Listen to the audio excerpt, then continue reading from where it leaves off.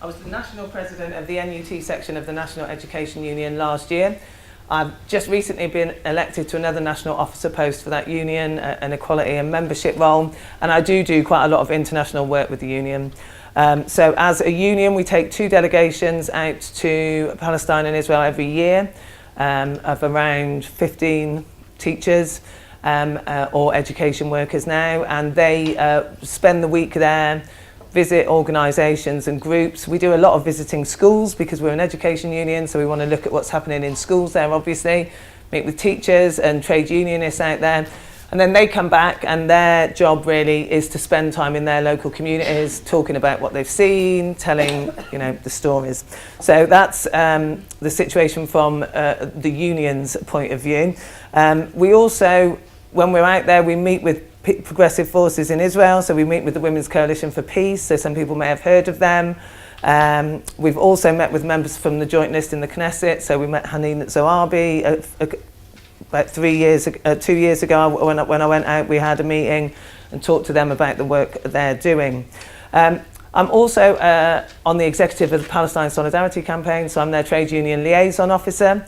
So my job there is to liaise amongst the trade union group. We have very good support amongst the trade union group for Palestine Solidarity Campaign, but obviously we want to try and engage with them, get them more active, make sure that we're doing as much as we can with trade union membership, really. In terms of Labour Party, I'm a CLP chair where I live, so I'm chair of our constituency Labour Party, and I'm also my local branch secretary.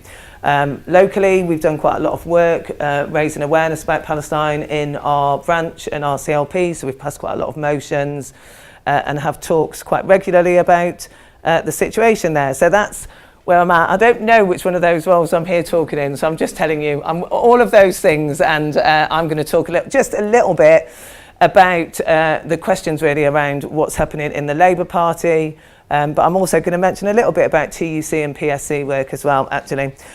So at Labour Party conference, not this year, the year before, 2017, if any of you are Labour Party members, you will know that when we got there was a very different sort of feel amongst the delegates there about the situation around Palestine. So very quickly, there were discussions about it. Speakers from the floor were raising Palestine as an issue, and there was mass support amongst the membership there. And that's the first time. So I have been a delegate previously.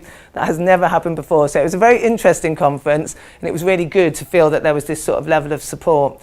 I think for a little while there's been frustration among the grassroots membership in the Labour Party. Certainly that's the sense I get from Labour Party members that I talk to. And as I say, every speaker who mentioned Palestine got a huge round of applause. And then this year, 2018, we did some work. We had done some work leading up to Trade Union Congress, which is a big meeting that all the trade unions go, which is just prior to Labour Party conference actually. We did some work as PSC, Palestine Solidarity Campaign, because we wanted to try and have a big show of support for Palestine there. So we had done a motion that we took to TUC. We'd also got lots of flags and banners, and we had a discussion about Palestine on the floor. The motion at TUC was passed unanimously, and we had a huge show of support with waving of flags, and that was all seen in the press, which was a very positive experience. But it also really focused. It was good when we met after it to talk about trade union work. It was good because it's given us a sort of focus now to drive out into the trade unions, because we've got that commitment from TUC that all the unions passed. And then we went to Labour Party conference, and again, Palestine Solidarity Campaign pushed for people to take flags and were involved in the discussions around the motion that eventually was taken on the floor. And obviously that was a very historic moment, because there has not been a motion passed at Labour Party conference that commits to support for Palestinian rights. For any of you that were at Labour Party conference, it's always very interesting, but everybody has PSC lanyards. I love it when you go there, because it's everybody, there's this sort of show of solidarity, which I think is really important. And again, there were lots of flags. There was a big, show of waving of flags, and it was covered quite well in the press, actually.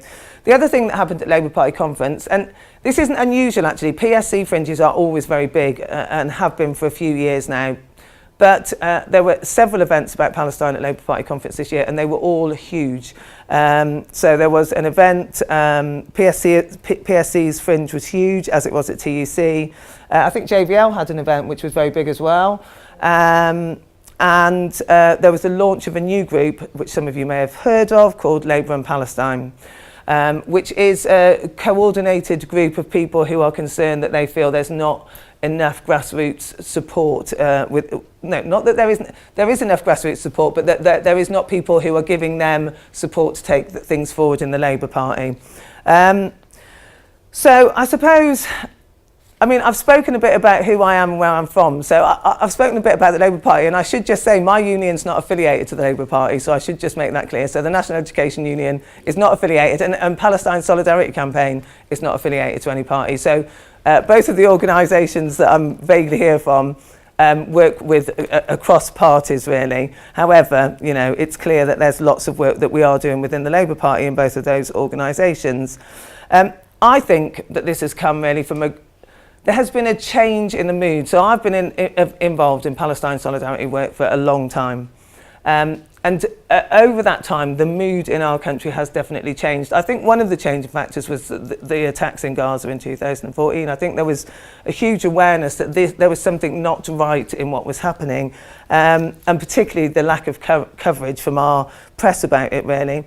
But also, we have had Jeremy elected as leader of the Labour Party, and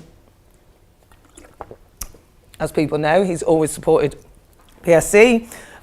He's always been an advocate for the rights of the Palestinian people. So I'm just going to talk a little bit about the questions, because there were some questions in the thing that I was sent. So it said, is the Labour Party now a pro-Palestinian party? So, I mean, my response to that is the Labour Party has, we now have national policy and local policy, which is in support of the Palestinian people. So it says that we should be fighting for the rights of the Palestinian people. Does that mean that everybody's going to be doing that? Well, no, it doesn't. But that's the same anywhere you go. You can pass a policy. It doesn't have any impact until you have people implementing it. And the people that are going to implement that or ensure that that is implemented are the grassroots membership. So it's up to us, you people in this room and me and trade unions, it's up to us to go out and make sure that that policy is implemented. The second question was about how should the party orient itself with regard to Israeli politics. I mean, I'm sure you're going to talk much more about that than I would. There are progressive forces that we should be working with.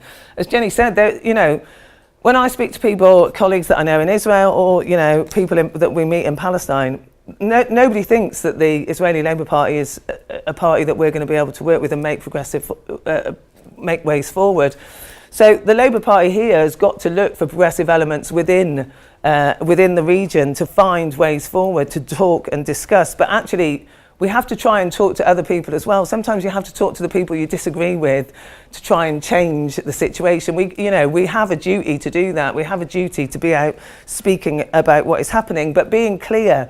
The Labour Party has to be clear that we oppose discriminatory practice and the breaking of international law. I find it quite outrageous that anybody cannot feel comfortable saying that we oppose something that's happening when it's breaking international law. I just find that odd. So, that's what we have to say to people. We have to be stronger in speaking out and saying what's happening. And we have to work with those potential allies more, and we have to share their voices. That's our job, And one of the things that we will be trying to do through PSC and through the unions is to get people over more. It's good that there are people here. It's a shame there are not more people in the room to hear that voice. But there is an issue with some of these meetings and the attacks that people get, and we have to protect people, but, that's the situation we're in. But we have to keep telling the stories. So, there's not many people in here, but if each of you go out and talk to 10 other people, that's quite a lot of people that we can spread the word with, really. I'm going to end with this because I think we want to hear from Matam, really. But, ultimately, the reason that I do this is because I am for the Palestinian people. So I'm here because I believe that they have a right for us to do something to change the situation for them. And when I go there, and I have been to Palestine and to Israel quite a few times, the one thing that comes through loud and clear when I visit is that they want us to tell their story. So I remember a friend of mine went the first time they went, and somebody on the delegation was crying. And this Palestinian said to them, look, it's really nice that you're upset about this, and I appreciate that you find it hard, but actually, I don't need your tears. I need you to go back and tell my story and tell people in your country what is happening so that they can make a difference for us. So we have to be their voice because they have no voice. And as a socialist, and I am a socialist, I have a duty always to stand with the oppressed. And that's what I will continue to do, and I will continue to keep speaking out. As by sharing the truth, we are winning people to our cause. And I genuinely believe that. I genuinely believe that we are winning people to our cause. I know sometimes it doesn't feel like that. Sometimes we think it's really hard and it's not getting better. But actually, it's quite easy for us here to do it. And we should continue to do that. And we do change people's minds by what we are doing. And people say that they don't believe that's true, but we do. And for every one person that you change their mind, that's one person, that we have got supporting us. And I'll just end with this, because I thought this was a really lovely quote. This was the mover of the motion to Labour Party conference, who did, if you haven't seen his speech, you should go online and look at it, because it was a fantastic speech. I had to leave Labour Party conference early, and I was gutted that I'd missed it, but he did a really good speech. And at one point he said that they were trying to get him to stop speaking, and he said, I'm not speaking, I'm not stopping speaking, I'm speaking for Palestine. And I just thought it was a really lovely. But he said, I want to say this to the Palestinians. We have heard you calling from the darkness, and we cannot and we will not ignore you. And ultimately, that's why we're all here. So thank you very much.